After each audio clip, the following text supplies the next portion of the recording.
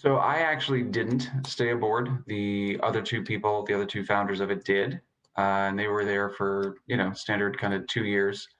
I spent some time at a hedge fund, an activist fund called Barrington Capital, which the activist funds, for those who don't know, take larger stakes, 5%, 10% in a business that they feel that management and other interests are not running in the interest of the shareholders, and they agitate for change.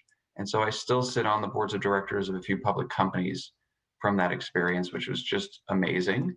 And then in June of 2010, we started WorkMarket.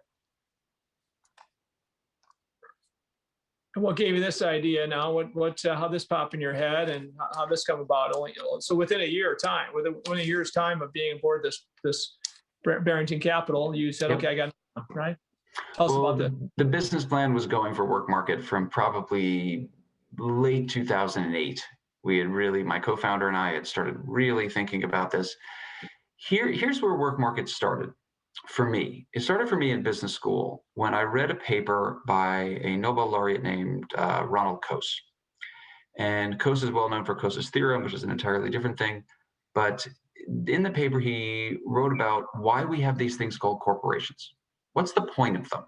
Why do we gather capital together, gather workers together?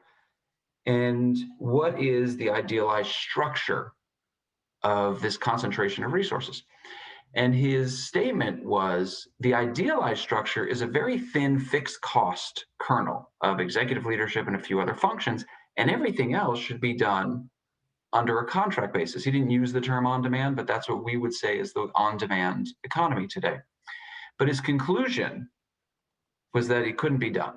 It was more efficient to have very large corporations with underutilized assets than it is to go and constantly spin up resources, get knowledge, train them, spin them down, and then keep whatever knowledge in customer relationships.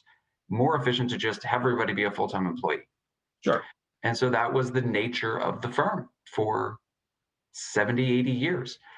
And then things started to evolve as the technologies came on stream that lowered the transaction costs, that made it more efficient to have people be a full-time employee than to be an on-demand employee.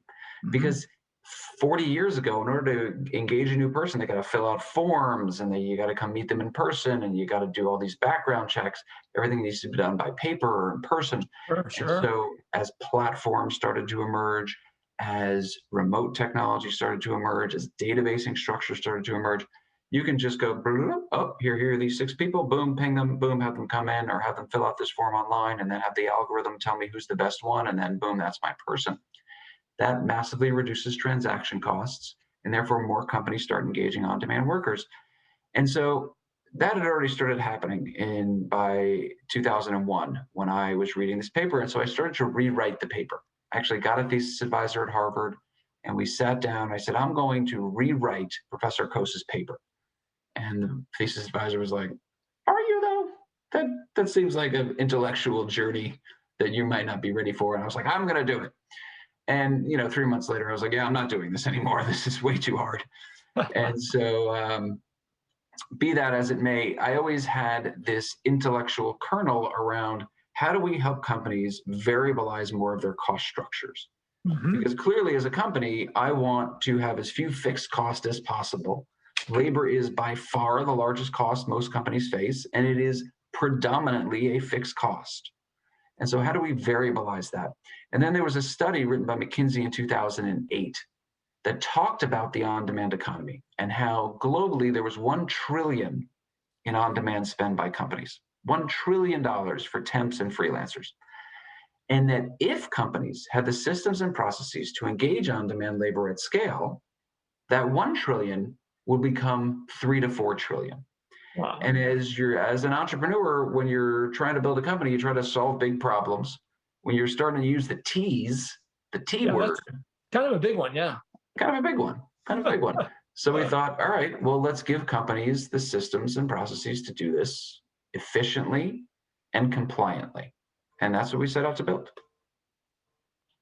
Now, that's what a great idea. I mean, and I see that in our businesses, of course, right? We're always looking at, can we create some variable cost, right? Why does it all have to be fixed cost, right? And actually, as you know, we see in small businesses, mid-sized businesses, right? When you have any tough times, what are you doing? You're knocking out your fixed cost wherever you can, right? And then things get going strong again. You just add more fixed costs, more full time, more full time, right? And when times get tough again, you've got this overhead that's there again that you have to trim again, right? So again, I love it, and our businesses that are most successful actually do some of this. I'm not saying we're spectacular at it, but we do an okay job at it in some of our business, and some we're not so good at it, right? The older, I think the opportunity is, in my opinion, and you're going to tell me if this is the case or not, probably, but the old school businesses, we've been doing this way for 50 years. We ain't changing now, right? It's the old dirty businesses, in my opinion. That's what I kind of run, dirty businesses, besides a couple of technology companies, right? And I'm confident that's those old school businesses where the opportunities lie the most, probably. And what have you seen? I would completely agree with that. I have a good friend who built a massive company, sold it for $1 billion, and all he does now is buy companies that he can tech enable. Right? The Yes. old school businesses where the owners are like, oh, I don't need this thing, I don't need that thing. And you know what? For a long time they didn't, but now they do, because they are getting competed against. They are having their margins squeezed. They're having their opportunities compressed, because if you can't deliver all these services for less and less year after year, it is not a situation where you can just rely on a local monopoly or relationships.